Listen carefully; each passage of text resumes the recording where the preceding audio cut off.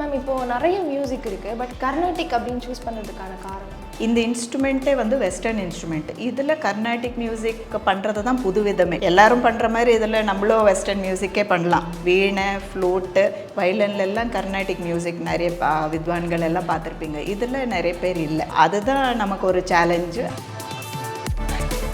நம்ம அதை சூஸ் பண்ணுமா இல்லை அது நம்மளை சூஸ் பண்ணதா தெரியல. நான் தான் முதல் பெண்மணி இந்த வாத்தியம் கர்நாடிக் மியூசிக்கில் வாசிக்கிறது. ஸோ அதுவே வந்து ஒரு ரெஸ்பான்சிபிலிட்டி ஆகிடுது. மேண்டலின், கர்நாடிக் மேண்டலின் அப்படி அதுவும் ஒரு பெண்மணி அப்படின்னு அவர் பார்த்துட்டு 2023 பிப்ரவரி எபிசோடில் இந்த அரிய இன்ஸ்ட்ருமெண்ட்டில் கர்நாடிக் மியூசிக் வாசிக்கிற முதல் பெண்மணி ஸ்ரீமதி நாகமணி அப்படின்னு சொல்லி திரு பிரதமர் அவர் பேசினார். அப்படிங்கிறது நம்ம நினச்சும் பார்க்க முடியாது. மேம் எங்களுக்கு வந்து உங்கள் இன்ஸ்ட்ருமெண்ட் வச்சு வாசித்து காட்ட முடியும்? கண்டிப்பாக கண்டிப்பாக.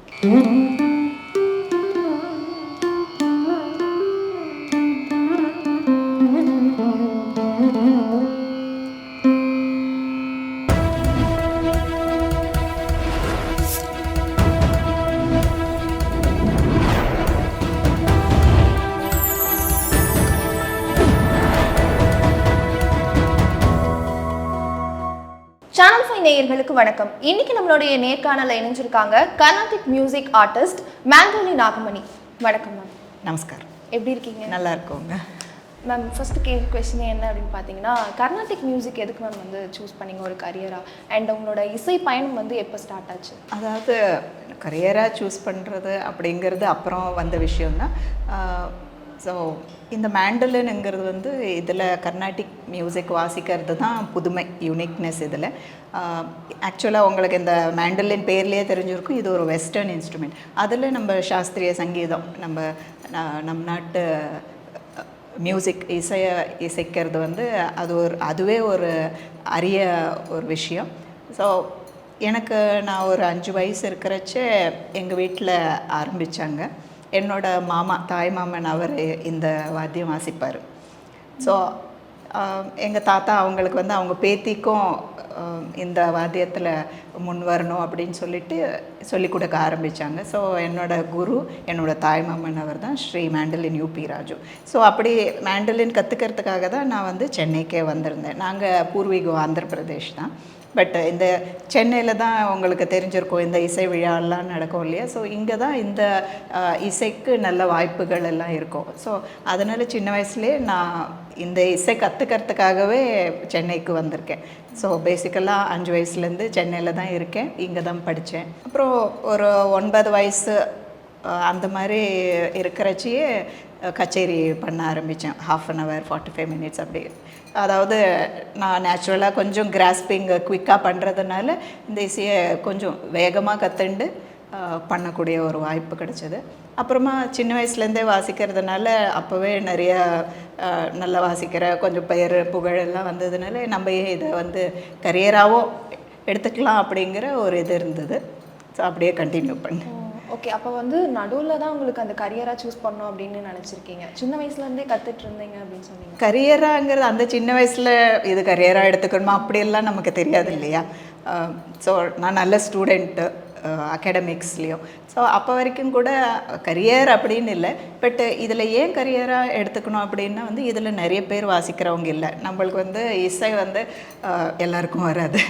ஸோ பகவான் நம்மளுக்கு கொடுக்குறச்ச அதை வந்து இன்னும் மேம்படுத்தி இன்னும் என்ன ஒரு ஹைட்டுக்கு கொண்டு போகணுங்கிறதுல அப்படி தான் இது கரியராக மாறிடுது, அப்படி தான் சொல்லணும். வீட்டில் இருக்கிறவங்கள பார்த்து, அதாவது உங்கள் மாமாவை பார்த்து தான் வந்துச்சுன்னு சொன்னீங்க. அதை தாண்டி வேறு யாராவது உங்கள் வீட்டில் இதை யூஸ் பண்ணுவாங்களா மியூசிக்? அதாவது எங்கள் வீட்டில் இல்லை, வேறு நார்மலாக வேறு வாத்தியங்கள் எல்லாம் பண்ணிட்டு இருந்தாங்க. பட் இந்த இன்ஸ்ட்ருமெண்ட் வந்து ரொம்ப அரியது. இப்போ கூட இந்த இன்ஸ்ட்ருமெண்ட் வாசிக்கிறவங்க நிறைய பேர் இல்லை, அதுவும் கர்நாடக சங்கீதத்தில். ஸோ இப்போ நானும் என்னோடய ஹஸ்பண்ட், மாமா தான் என்னோடய தாய் மாமன் தான் என்னோடய ஹஸ்பண்டு. ஸோ நாங்கள் 2 பேர் தான் இப்போ முன்னணி கலைஞர்களாக இருக்கோம். அப்புறம் எங்கள் பசங்களும் இதை கற்றுக்குறாங்க. அவங்களும் வாய்ப்பாட்டும் பண்ணுவாங்க, இதுவும் பண்ணுவாங்க. மேம் இப்போ நிறைய மியூசிக் இருக்குது, பட் கர்நாடிக் அப்படின்னு சூஸ் பண்ணுறதுக்கான காரணம்? இல்லை, கர்நாடிக் அப்படின்னு சூஸ் பண்ணுறதே கிடையாது. இப்போது ஆக்சுவலாக இந்த இன்ஸ்ட்ருமெண்ட்டே வந்து வெஸ்டர்ன் இன்ஸ்ட்ருமெண்ட். இதில் கர்நாடிக் மியூசிக் பண்ணுறது தான் புது விதமே. எல்லாரும் பண்ணுற மாதிரி இதில் நம்மளும் வெஸ்டர்ன் மியூசிக்கே பண்ணலாம். ஸோ இதில் கர்நாடிக் மியூசிக் இப்போ நீங்கள் வீணை ஃப்ளூட்டு வயலின்லாம் கர்நாடிக் மியூசிக் நிறைய வித்வான்கள் எல்லாம் பார்த்துருப்பீங்க. இதில் நிறைய பேர் இல்லை. ஸோ அதுதான் நமக்கு ஒரு சேலஞ்சு. அதனால தான் நம்ம ஏதாவது வித்தியாசமாக பண்ணணும் இல்லையா? அது பண்ணுறதுக்கும் நமக்கு வந்து நிறைய வேலை பண்ணணும். ஏன்னா புது இன்ஸ்ட்ருமெண்ட் அதில் நம்ம வந்து புதுசாக ஒன்று ட்ரை பண்ணுறோம் அப்படிங்கிறதே வந்து ஒரு சேலஞ்சிங்கான ஒரு விஷயம். இப்போ அதை ஸ்டார்ட் பண்ணும் போதே உங்களுக்கு அது வந்துருச்சா, இல்லை எவ்வளோ நாள் நீங்கள் அதை ப்ராக்டிஸ்? இல்லை, எங்கள் மாமா அவங்க வாசிச்சுன்றதுக்கிறதுனால கற்றுக் கொடுக்க ஆரம்பித்தாங்க. ஸோ கொஞ்சம் குயிக்காக எல்லாம் கற்றுக்கிறதுனால நமக்கு அதில் ஒரு இன்வால்மெண்ட் வந்து நிறைய இன்னும் அதுக்குள்ளே நல்லா போய் நிறைய கற்றுண்டு பர்ஃபார்ம் பண்ணுறோம். எந்த ஒரு விஷயமா இருந்தாலும் ஸ்டார்டிங் நம்மளுக்கு ரொம்ப ஸ்ட்ரகிளாக இருக்கும். ஸோ போக போக தான் நம்மளுக்கு அது கொஞ்சம் பழகிற மாதிரி இருக்கும். ஸோ உங்களுக்கு நீங்கள் எந்த மாதிரி ஸ்ட்ரகிள்ஸ்லாம் ஃபேஸ் பண்ணீங்க அண்ட் எவ்வளோ வந்து டெய்லி எப்படி ப்ராக்டிஸ் பண்ணுவீங்க? ஆமாம், எல்லாமே சங்கீதமே ரொம்ப கஷ்டமானது. அதுவும் நம்மளோட சாஸ்திரிய சங்கீதம் கர்நாடிக் மியூசிக் எல்லாம் வந்து ரொம்ப கஷ்டமான விஷயங்க தான். அதுக்கு வந்து நிறைய டைம் டிவோட் பண்ணணும். முக்கியமாக இன்ஸ்ட்ருமெண்ட்டுக்கு வந்து வாய்ப்பாட்டை விட 4-5 மடங்கு ப்ராக்டிஸ் பண்ணணும். ஏன்னா வாய்ப்பாட்டு அட்லீஸ்ட் நம்ம எப்படி நடந்து நம்ம ஏதாவது அதை வந்து ப்ராக்டிஸ் பண்ணலாம். பட் இன்ஸ்ட்ருமெண்டெல்லாம் நம்ம என்ன நினைக்கிறோமோ நம்ம கற்றுன்றது வந்து விரலில் வாசிக்க வைக்கணும். அதுக்கு வந்து நம்ம உட்காந்து ப்ராக்டிஸ் பண்ணணும் நிறைய. ஸோ நாங்கள் இப்போவும் ப்ராக்டிஸ் எல்லாம் பண்ணுவோம். இல்லைன்னா நம்ம நினச்சது விரலில் வராது இல்லையா? ஸோ அந்த மாதிரி விஷயத்தில் இது ரொம்ப கஷ்டமானது தான். அதுதான் ஒரு ஸ்ட்ரகிள், அவ்வளோதான். இது ஸ்ட்ரகிள் இல்லை, நம்ம என்ன வேலை பண்ணாலும் ஹார்ட் ஒர்க் பண்ணி ஆகணும் இல்லையா ஒரு பொசிஷனுக்கு வரணும்னு. ஸோ அந்த மாதிரி தான் நம்ம எடுத்துக்க முடியும். ஸோ இப்போ நீங்கள் ஸ்டார்ட் பண்ணும்போது கண்டிப்பாக ஸ்ட்ரகிள்ஸ் இருக்குன்னு சொல்லியிருக்கீங்க. ஸோ எப்பயாச்சும் இது வந்து விட்டுறலாம் அப்படின்னு உங்களுக்கு தோணியிருக்கா? விட்டுறலாம் அப்படின்னு ஒன்றும் தோணலை. ஏன்னா நம்ம சூஸ் பண்ணிட்டோம். நம்ம அதை சூஸ் பண்ணுமா இல்லை அது நம்மளை சூஸ் பண்ணதா தெரியல. நான் தான் முதல் பெண்மணி இந்த வாத்தியம் கர்நாடிக் மியூசிக்கில் வாசிக்கிறது. ஸோ அதுவே வந்து ஒரு ஒரு ரெஸ்பான்சிபிலிட்டி ஆகிடுது. ஸோ நம்ம அட்லீஸ்ட் இது வரைக்கும் வந்தாச்சு, நம்ம பண்ணாதான் நம்ம சிஷ்யங்கள் இல்லை நம்ம பசங்க எல்லாம் இதை எடுத்து பண்ணுவாங்க. ஸோ அது வந்து ஒரு ஸ்ட்ரகிளாக இல்லாமல் நம்மளோட டியூட்டி, இது ஒரு ரெஸ்பான்சிபிலிட்டி அப்படின்னு சொல்லி தான் இத்தனை வருஷம் நம்ம பண்ணிகிட்டு இருந்தோம். அதுக்கு தகுந்த அங்கீகாரமும் நமக்கு கிடச்சிட்டே வருது. அதனால் எந்த ரிக்ரெட்ஸும் கிடையாது. இப்போது நீங்கள் ஃபர்ஸ்ட் கான்செர்ட் பண்ணியிருப்பீங்கள்ல, ஸோ அப்போ வந்து நீங்கள் எப்படி ஃபீல் பண்ணீங்க? எப்படி உங்களுக்கு எக்ஸ்பீரியன்ஸ் இருந்துச்சு? நான் ஃபர்ஸ்ட் கான்செர்ட் பண்ணுறப்போ எனக்கு 9 வயசு. ஸோ அது அத்தனை பேர் முன்னாடி வாசிக்கிறது, அது அஃப்கோர்ஸ் பசங்களாக அது ஒரு ஃபீலிங் இருக்கும் டிஃப்ரெண்ட்டு. அப்போல்லாம் ரெஸ்பான்சிபிலிட்டி அதெல்லாம் இல்லை. நம்ம இந்த பாட்டு சரியாக பண்ணணும், இதை கற்றுண்டோம், எத்தனை பேர் இருந்தாலும் அதை பற்றி கவலைப்படக்கூடாது, நம்ம நல்லா வாசிக்கணும் அப்படிங்கிற ஒரு இது தான் இருக்கும். இப்போது அந்த மாதிரி வயசில் வந்து இது கரியராக சூஸ் பண்ணல அப்படின்னு சொல்லியிருந்தீங்க. நீங்கள் கரியராக சூஸ் பண்ணதுக்கப்புறம் ஒரு கான்செப்ட் பண்ணியிருப்பீங்களா, அப்போ எப்படி ஃபீல் பண்ணீங்க? இல்லை, இது எப்போ கரியராக மாறிடுது அப்படிங்கிற ஒரு விஷயமே எனக்கே தெரியல. ஏன்னா இப்போது 9 வயசுலேருந்துன்னா நான் 5ஆவது படிக்கிற சமயம்லேருந்து. ஸோ அப்படியே கச்சேரி பண்ணிகிட்டே இருப்பேன், ஸ்கூலும் பண்ணிகிட்டே இருப்பேன். 12th எல்லாமே முடிஞ்சாச்சு. அப்போவே நான் நிறைய ஃபாரின் டூர் எல்லாம் கச்சேரி பண்ண நிறைய நாடெல்லாம் போயிட்டு வந்தாச்சு கச்சேரிக்காக. ஸ்கூல் 1 மாதம் லீவு, 15 நாள் லீவ் அப்படியெல்லாம் போயிட்டு. ஸ்கூல் லீவ் நல்லா பண்ணுறதுனால அவங்க வந்து இதுக்கெல்லாம் எந்த தடையும் ஒன்றுமே சொல்லதில்லை. அவங்களுக்கும் ஒரு பெருமை, தன்னோட பசங்க எப்படி வேறு ஒரு ஃபீல்டில் அதுவும் சங்கீத ஃபீல்டில் ஷைன் பண்ணுறாங்க அப்படிங்கிறதுல. ஸோ அதனால் ரெண்டுமே சைமல்டேனியஸாக போயிட்டே இருந்தது. அப்புறமா அந்த காலேஜ் போகிற டைமில் நம்ம அங்கே போயிட்டுனா திருப்பி இதுக்கு ஸ்பெண்ட் பண்ண வேண்டிய டைம் கம்மியாயிடும் அப்படிங்கிறதுல அதோட ரெகுலர் ஸ்கூல் மாத்திரம் பண்ணிவிட்டு அப்புறம் கரஸில் நான் பிகாம் பண்ணியிருந்தேன். அப்புறம் எம்ஏ மியூசிக் கூட முடிச்சிருக்கேன். Okay ma'am. இப்போ நீங்கள் சொல்லியிருந்தீங்க ரெண்டுத்தையும் வந்து பேலன்ஸ் பண்ணணும் அப்படின்னு சொல்லிட்டு. ஸோ எப்படி வந்து வீட்லேயும் வந்துட்டு உங்களுக்கு நிறைய, இப்போ நீங்கள் ஒரு உமன் அப்படின்றதுனால ஸோ நிறைய இருக்கும், எப்படி உங்களோட கரியர் அண்ட் இதையும் பேலன்ஸ் பண்ணுறீங்க? அது ஒரு பெரிய ட்ரிக்கி தான். அப்படியே போயிட்டே இருக்கும். கொஞ்சம் அட்ஜஸ்ட்மெண்ட்ஸ், அப்புறம் ஃபேமிலி சப்போர்ட், அது பாட்டுக்கு அப்படி தான் போயின்னு இருக்கும். உங்களுக்கு நம்ம ஒரு விஷயம் பண்ணணும்னு நினச்சா ஹவு மெனி ஹர்டல்ஸ் இருந்தாலும் நம்ம அதை நீந்தி வந்துடுவோம் இல்லையா? அந்த மாதிரி தான் எடுத்துக்கணும். அந்த மாதிரி நீங்கள் நீந்தி வந்த விஷயம் என்ன மேம்? நீந்தி வந்த விஷயம்னா இன்னும் இதை கண்டினியூ பண்ணுறது தான். ஓகே. அது வந்து பயங்கரமாக சப்போர்ட் பண்ணுறாங்களா? ஆமாம், நல்லா சப்போர்ட் பண்ணுவாங்க. என்னோட ஹஸ்பண்டும் அவங்களும் வாசிக்கிறதுனால நாங்கள் மேண்டலின் சோலோ வாசிப்போம், டுவெட், அப்புறம் எங்கள் பசங்களோட ட்ரைவோ அந்த மாதிரி. ஸோ இப்போது மேண்டலின் இந்த கர்நாடிக் மியூசிக் வாசிக்கிறதுல எங்கள் ஃபேமிலி தான் இருக்குது. ஸோ நம்ம வந்து it's more of responsibility and duty ஆயிடுது. ஸோ அப்போ நம்ம கண்டிப்பாக வேறு என்ன இருந்தாலும் இது பாட்டுக்கு போயிட்டே இருக்கணும் அப்படிங்கிறது தான். கண்டிப்பாக நீங்கள் சொன்ன மாதிரி ஃபஸ்ட்டு ஸ்டார்ட் பண்ணும்போது ரொம்ப கஷ்டமாக இருக்கும், அதுக்கப்புறம் கொஞ்சம் பழகிடும் அப்படின்னு சொன்னீங்க. ஸோ அப்படி ஸ்டார்ட் பண்ணுறப்பையும் ஓகே, இப்போவும் ஓகே, உங்களுக்கு இந்த ஸ்டேஜ் ஃபியர்லாம் இருக்காமா? சின்னப்போ கொஞ்சம் இருந்தது. அப்புறமா நம்மளுக்கு இதுதான் வேலை அப்படிங்கிற மாதிரி. அஃப்கோர்ஸ் எல்லா ஆர்டிஸ்ட்டுக்கும் அந்த பெர்ஃபார்ம் பண்ணுறச்ச ஒரு ஃபியர் இருக்கும் தான். Fear means it is not, அது வந்து நல்லா பண்ணணுமேங்கிற ஃபியர், அவ்வளோதான். அது எப்படி ஓவர் கம் பண்ணீங்க? அது உள்ளே இருந்துக்க தான் செய்யும், வெளியில் தெரியாது. இப்போ கூட உங்களுக்கு அது? ஆமாம், டெஃபினட்டாக இருக்கும். அது மேனேஜ் பண்ணிடுவீங்க? ஆமாம், அதுதான் experience you gain by years. So அது என்னன்னா, இப்போ நீங்கள் அந்த பயம் உள்ளே வச்சுட்டு நீங்கள் அதை பண்ணுறீங்க இல்லையா, அது வந்து எப்படி பண்ணுறீங்கன்றதான் எனக்கு ஆச்சரியமாக இருக்குது. இல்லை, அந்த பயம்னா வேறு மாதிரி பயம்னா அப்படியே விட்டுட்டு ஓடுற அந்த மாதிரி பயம் இல்லை. அது ஒரு ரெஸ்பான்சிபிலிட்டியான ஒரு பயம். நம்ம நல்லா செய்யணும், ஏன்னா நம்மளை பார்த்து இன்னும் அத்தனை பேர் கற்றுக்குறாங்க, அவங்களுக்கு நம்ம நல்ல விஷயம் கொடுக்கணும் அப்படிங்கிற ஒரு இது. வந்த ஆடியன்ஸை நம்ம சாட்டிஸ்ஃபை பண்ணணும் அப்படிங்கிற அந்த ஒரு இது, அவ்வளோதான். அது ஜஸ்ட்டு கொஞ்ச நேரம் இருக்கும், அப்புறமா நம்ம மியூசிக்குள்ளே போயிடுவோம். அப்போது நம்ம அதை பற்றி தான் யோசிப்போமே தவிர வேறு ஒன்றுமே கண்ணுக்கு தெரியாது. இப்போ ஆடியன்ஸ்னு சொல்லியிருந்தீங்களா மேம், இந்த ஆடியன்ஸ் வந்து ஃபஸ்ட்டு ஸ்டார்டிங்கில் உங்களுக்கு அவங்கள வந்து எப்படி அப்சர்வ் பண்ணீங்க, எப்படி உங்களுக்கு இந்த விஷயம் வந்து உங்களுக்கு போய் சேரணும் அப்படின்றத நீங்கள் எப்படி நினச்சிங்க? ஏன்னா சின்ன வயசுலேருந்து வாசிக்கிறதுனால அவ்வளோ நம்ம யோசிக்கலை. நம்ம பர்ஃபார்ம் பண்ணுவோம். அதில் நிறைய பேருக்கு வந்து அவங்களுக்கு எல்லோரும் ஒரு ஸ்டேட் ஆஃப் மைண்டில் இருப்பாங்க இல்லையா. ஸோ அவங்களுக்கு சில பாட்டு பிடிக்கும், சிலது வந்து நீங்கள் இது பண்ணுங்கோ அது பண்ணுங்கோ வந்து கேட்பாங்க. ஸோ அப்படி தான் எல்லாமே பிகின் ஆகும். ஸோ அப்புறம் நம்மளுக்கு கொஞ்சம் வருஷம் அப்போது என்ன இடத்துல அவங்களுக்கெல்லாம் என்ன மாதிரி பாட்டுன்னா பிடிக்கும் அப்படின்னு நம்ம செலக்ட் பண்ணி ப்ரெசென்ட் பண்ணுவோம். சில இடத்துல ரொம்ப கர்நாடிக் பேஸ்டு நிறைய ராகம் பாடி ஒரு ரொம்ப டெக்னிக்கலாக மியூசிக்குள்ளே ரொம்ப ட்ரெடிஷ்னல் ஆர் டெக்னிக்கலாக போய் சில இடத்துல பண்ண வேண்டியது. சில இடத்துல அவங்களுக்கு வந்து ரொம்ப டெக்னிக்கலாக தெரியாது கர்நாடிக் மியூசிக், அப்போ கொஞ்சம் லைட்டாக அவங்களுக்கு தெரிஞ்ச பாட்டு மாதிரி கொஞ்சம் காமனாக நிறைய கேட்டிருப்பாங்க, அந்த மாதிரி பாட்டு ப்ரெசென்ட் பண்ணுறது. இப்படி தான் நம்ம வந்து ஒவ்வொரு இடத்துக்கும் ஒவ்வொரு மாதிரி ஆடியன்ஸ் இருப்பாங்க இல்லையா. அந்த ஆடியன்ஸ் எப்படி வந்து நீங்கள் புரிஞ்சுக்கிறீங்க? ஆமாம், நம்மளுக்கு ஒரு பாட்டு 2 பாட்டில் தெரியும் அவங்களுக்கு என்ன மாதிரின்னா கொஞ்சம் புரியறது அப்படின்னு. அப்புறம் ஒவ்வொரு ஏரியாவில் இப்போது ஆந்திராவுக்கு போனேன்னா கொஞ்சம் தெலுங்கு பேஸ்டு அன்னமய கீர்த்தனைகள், தியாகராஜ கீர்த்தனைகள் அந்த மாதிரிலாம் அவங்களுக்கு நிறைய தெரியும். அப்படி அந்த மாதிரி ப்ரெசென்ட் பண்ணுறது. இப்போ நம்ம ஊரில் இங்கன்னா ரொம்ப கர்நாடிக்குன்னா நம்ம யூஸ்வலாக முத்துசுவாமி தீக்ஷிதர் அந்த மாதிரி எல்லாமும் பண்ணுவோம்.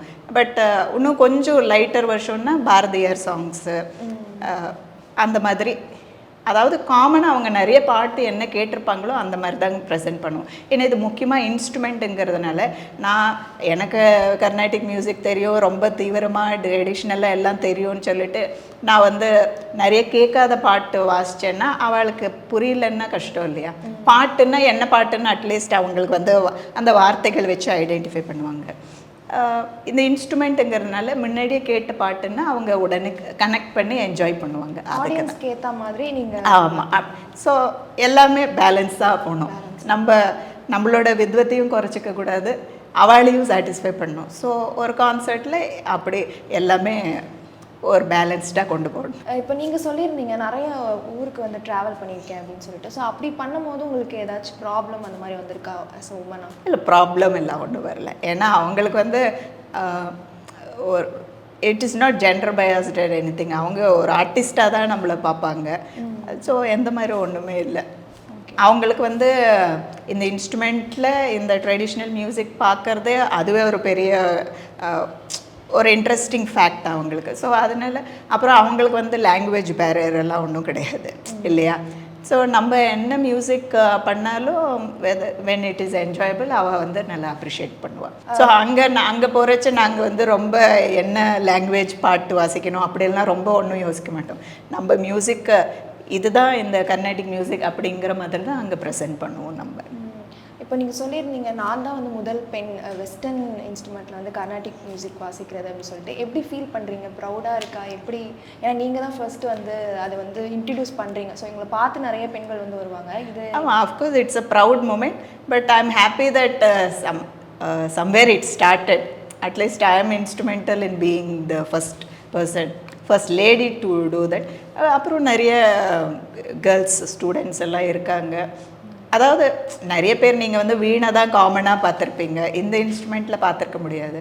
ஸோ அட்லீஸ்ட் நான் ஒரு ஸ்டார்டிங் பாயிண்ட்டாக இருந்திருக்கேங்கிறதுல கண்டிப்பாக சந்தோஷம். உங்களை பார்த்து நிறைய பேர் வந்து இப்போ கற்றுட்டு இருந்திருப்பாங்க. நீங்கள் வந்து எத்தனை பேருக்கு வந்து கற்றுக் கொடுத்துருக்கீங்க மேம், ஸ்கூல்ஸ் காலேஜ் அந்த மாதிரி?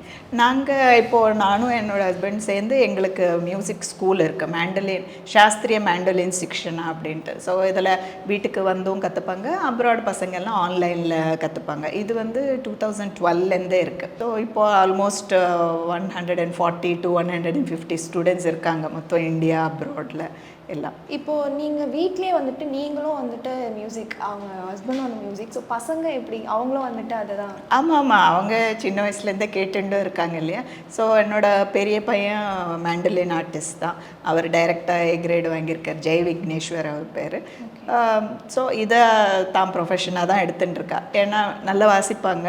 ஸோ அதுதான் சொல்கிறேன் இல்லையா, இது ரொம்ப அரிய ஒரு வாய்ப்பு, எல்லாருக்கும் சங்கீதம் வராது. ஸோ அது வந்து நம்மளுக்கு நல்லா வருது அப்படின்னா அதை யூட்டிலைஸ் பண்ணி, ஏன்னா கற்றுக்கிறவங்க எல்லாரும் பர்ஃபார்மன்ஸ் ஆக முடியாது இல்லையா. ஸோ நம்மளுக்கு அந்த வாய்ப்பு இருக்குன்னா அது எங்களால் எங்கள் பசங்களுக்கு இருக்குன்னு ஐடென்டிஃபை பண்ண முடியாது. அதனால you have it as a profession அப்படின்னு சொல்லி பெரிய பையன் அவன் பண்ணுறாங்க, நல்லா பாடுவாங்க கூட. அதே மாதிரி சின்னவன் அஃப்கோர்ஸ் நம்மளோட டியூட்டி சொல்லி கொடுப்போம், அவன் இன்னும் கொஞ்சம் பெருசாகிட்டு என்ன பண்ணுவான்னு அவனுக்கு தான் தெரியும். பட் இப்போவும் நல்லா வாசிப்பாங்க, அவன் 7th ஸ்டாண்டர்ட் படிக்கிறான், நல்லா பாடுவான் வாசிப்பான். ஸோ அட்லீஸ்ட் நம்ம எல்லாருக்கும் சொல்லித்தரத்துக்கு முன்னாடி நம்ம பசங்களுக்கும் பண்ணணும் சொல்லி கொடுக்கணும் அப்படின்னு இருந்தால் தானே மற்ற பசங்களுக்கும் இன்ஸ்பிரேஷன் வரும். ஸோ அதனால் நாங்கள் எங்கள் பசங்களுக்கும் இது சொல்லி கொடுத்துருக்கோம், பண்ணுறாங்க. இப்போ மியூசிக் வந்து உங்களை வந்து எப்படி மாற்றுச்சு மேம்? உங்களோட பர்சனாலிட்டி நீங்கள் வேறு மாதிரி இருந்திருப்பீங்க, மியூசிக் வந்ததுக்கப்புறம் ஏதாச்சும் உங்களை மாற்றம் ஏற்பட்டுச்சா உங்களுக்குள்ளேயே பர்சனாலிட்டியாக? மியூசிக் வந்த பிறகு ஏன்னா நான் வந்து சின்ன வயசுலேயே ஆரம்பித்ததுனால என்னோடய பர்சனாலிட்டி அப்போ என்னன்னு எனக்கே தெரியாது, ஓகேவா. பட் அஃப்கோர்ஸ் மியூசிக் வந்து உங்களுக்கு இது வந்து எல்லாருக்கும் வராதது, நம்மளுக்கு அதில் ஒரு டேஸ்ட் வருதுங்கிறது அப்படிங்கிறதே ஒரு பெரிய ஞானம், ஓகேங்க. எல்லாராலையும் இந்த மியூசிக் வந்து ரசிக்க முடியாது, தெரிஞ்சவங்க தான் ரசிக்கணும் அப்படின்னு கிடையாது. தெரியாதவங்க இதை ரசிக்கிறாங்க அப்படின்னா அவங்களுக்கு ஒரு பர்டிகுலர் டேஸ்ட் இருக்குது, அதனால தான் அவங்களால இதை என்ஜாய் பண்ண முடிகிறது. ஸோ அந்த மாதிரி ஒரு இது நமக்கு வந்திருக்கு அப்படிங்கிறது இப்போ பெருசான பிறகு தான் தெரியுது. சின்னப்போ அதை பற்றி ஒன்றுமே தெரியாது, ஏதாவது பாட்டு கேட்டால் சும்மா வாயில் அப்படியே ஸ்வரங்களாக சொல்லுவோம், அது என்னன்னு தெரியாது, அப்போது யாரும் சொல்லி கொடுக்கவும் இல்லை அப்போது. ஸோ அப்போது அதுலேருந்து என்ன தெரியறதுன்னா நமக்கு கொஞ்சம் நேச்சுரலாக அந்த ஒரு இது இன்ஸ்டிங்க்ட் இருந்தால் தான் இதில் வந்து நம்ம இது பண்ண முடியும் அப்படிங்கிறது அப்புறம் தெரியுது. இப்போ வந்து இருக்க காலகட்டத்தில் எல்லாருமே வந்து வெஸ்டர்ன் அந்த மாதிரி பாட்டு அந்த மாதிரி போயிட்டுருக்காங்க. இந்த காலகட்ட பசங்க வந்து கர்நாடிக் மியூசிக் எவ்வளோ கற்றுக்கணும் அண்ட் அவங்க வந்து கற்றுக்க வராங்க அப்படின்னா அவங்களுக்கு நீங்கள் என்ன சொல்வீங்க? அதாவது இப்போது பசங்களுக்கு வந்து தானாக ஒரு வயசு வந்த பிறகு தான் தனக்கு என்ன பிடிச்சிருக்கு அப்படின்னு அவளாக அப்ரோச் பண்ணி கற்றுக்கிறது அந்த மாதிரி இருக்கும். பட் இப்போ இந்த மாதிரி மியூசிக் எல்லாம் வந்து சின்ன வயசுலேருந்தே கொஞ்சம் கற்றுக்க ஆரம்பித்தாதான் நல்ல ஒரு பெர்ஃபார்மர் லெவலுக்கெல்லாம் நம்மளால் வர முடியும். ஆஃப்டர் காலேஜ் எல்லாம் பண்ணால் நம்ம வந்து நம்மளோட திருப்திக்கு ஹாபி அந்த மாதிரி தான் பண்ண முடியும். எஸ்பெஷலி இந்த இன்ஸ்ட்ருமெண்ட்ஸ் சொல்கிறேன், வாய்ப்பாட்டு அட்லீஸ்ட் நம்ம கொஞ்சமாவது அவங்களுக்கு நல்ல ஸ்ருதி சேர்ந்தால் அட்லீஸ்ட் கொஞ்சம் பண்ணலாம். பட் இன்ஸ்ட்ருமெண்ட் எல்லாம் வந்து கொஞ்சம் சின்ன வயசுலேருந்து கற்றுண்டா தான் அவ்வளோ டைமும் இருக்கும் ப்ராக்டிஸ் பண்ணுறதுக்கு, அவ்வளோ டைம் ஸ்பெண்ட் பண்ணால் தான் அதில் வந்து நம்ம பெஸ்ட்டாக வர முடியும். ஸோ அதனால் இது வந்து பசங்களுக்கு அட்வைஸை விட பேரண்ட்ஸ் தான் அவங்களுக்கு வரதோ இல்லையோ ஸ்கூலுக்கு அனுப்புகிற மாதிரி ஏதாவது ஒரு இன்ஸ்ட்ருமெண்ட்டு கற்றுக் கொடுக்கணும். அப்புறம் நம்ம நாட்டு மியூசிக் நம்ம பண்ணலன்னா வேறு யார் பண்ணுறது அப்படின்னு கொஞ்சம் ஒரு ரெஸ்பான்சிபிலிட்டி எடுத்துட்டு அவங்களுக்கு ஏதாவது ஒரு இன்ஸ்ட்ருமெண்ட்டு கற்றுக் கொடுத்தா அப்புறமா அவங்களுக்கு கொஞ்சம் அந்த டேஸ்ட் வந்த பிறகு அந்த இன்ஸ்ட்ருமெண்ட் கற்றுண்டா நல்லாயிருக்குமே, அப்புறம் மாறினாலும் அவங்களுக்கு இந்த லெசன்ஸ் எல்லாம் கொஞ்சம் தெரிஞ்சிருக்கும் இல்லையா. ஸோ அந்த இன்ஸ்ட்ருமெண்ட்டில் இந்த லெசன்ஸ் பண்ணலாம். ஸோ முக்கியமாக இது வந்து பேரண்ட்ஸோட ஒரு டேக்கப், அவ்வளோதான். மேம் இப்போ ரீசெண்டாக வந்து மங்கி பாத்தில் கூட PM மோடி அவர்கள் வந்து உங்களை பற்றி பேசியிருந்தாரு, அது எப்படி நீங்கள் ஃபீல் பண்ணுறீங்க? அது எல்லாருக்கும் கிடைக்கக்கூடிய ஒரு வாய்ப்பு கிடையாது, பட் எனக்கு அது கிடைச்சதில் ரொம்ப சந்தோஷம். அவர் ஆக்சுவலாக எனக்கு சங்கீத் நாடக அகாடமி அந்த விருது கிடைச்சிது, உஸ்தாத் பிஸ்மில்லா கான் யுவ புரஸ்கார் அப்படின்ட்டு.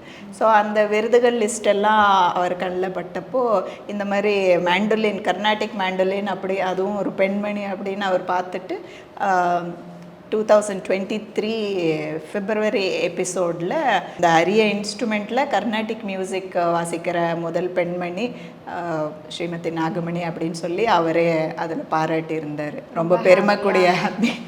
ரொம்ப சடனாக அப்படி பேசும்போது ஆமாம் ஆமாம், ஏன்னா இவ்வளோ எல்லாம் இத்தனை பேர் இருக்கிறதுல நம்மளை செலக்ட் பண்ணி பிரதமர் அவர் பேசினார் அப்படிங்கிறது நம்ம நினச்சும் பார்க்க முடியாது. அவர் வாயில் நம்ம பேர் வந்தது, நம்ம இன்ஸ்ட்ருமெண்ட்டோட பேர் வந்தது. ஸோ இது ஒரு நிறைய பேருக்கு ஒரு இன்ஸ்பைரிங்காகவும் இருக்கும். தெரியாதவங்க இந்த மாதிரி ஒரு இன்ஸ்ட்ருமெண்ட் இருக்குது அப்படிங்கிறது என்னையும் அதை வெளி உலகத்துக்கு அவர் வாயால் அறிமுகப்படுத்தின ஒரு சந்தர்ப்பம் அது. ரொம்ப ஹாப்பி மேம். நீங்கள் வெஸ்டர்ன் இன்ஸ்ட்ருமெண்ட் வச்சு ஒரு கர்நாடிக் மியூசிக் பண்ண ஒரு முதல் பெண் அப்படின்றதே எங்களுக்கு ரொம்ப பெருமையாக இருக்குது. அண்ட் உங்களை பார்த்து நிறைய பேர் இந்த ஒரு ப்ரொஃபஷன் சூஸ் பண்ணி வரணும் அப்படின்றது தான் எங்களோட ஆசை. Thank you ma'am. எங்களுக்கு உங்கள் இன்ஸ்ட்ருமெண்ட் வச்சு வாசித்து காட்ட முடியுமா? கண்டிப்பாக கண்டிப்பாக. Okay ma'am. ஒரு நல்ல செட்டப்பில் உட்காந்துட்டோம். ஸோ ஃபர்ஸ்ட் ஆஃப் ஆல் இது என்னது மேம்? இது எப்படி வாசிக்கணும்? ஸோ இது மேண்டோலின். இது பேசிக்கலாக வெஸ்டர்ன் இன்ஸ்ட்ருமெண்ட். இதில் நாங்கள் கர்நாடிக் மியூசிக் வாசிக்கிறது தான் ஸ்பெஷாலிட்டி. ஸோ இது பார்க்குறதுக்கு கிட்டார் மாதிரியே இருக்கும். இது மினி கிட்டார் அப்படியும் சொல்லிக்கலாம். எல்லாமே கிட்டாரில் எப்படி வாசிக்கிறோமோ அப்படி தான் இதுலேயும் பண்ணுறது. பட் நான் வெஸ்டர்ன் வாசிக்கலை, கர்நாடிக் மியூசிக் தான் இதில் கற்றுண்டு வாசிச்சுட்டு இருக்கோம், கச்சேரி பண்ணிகிட்ருக்கோம். Okay ma'am. இப்போ எங்களுக்காக ஒரு சாங். கண்டிப்பாக கண்டிப்பாக.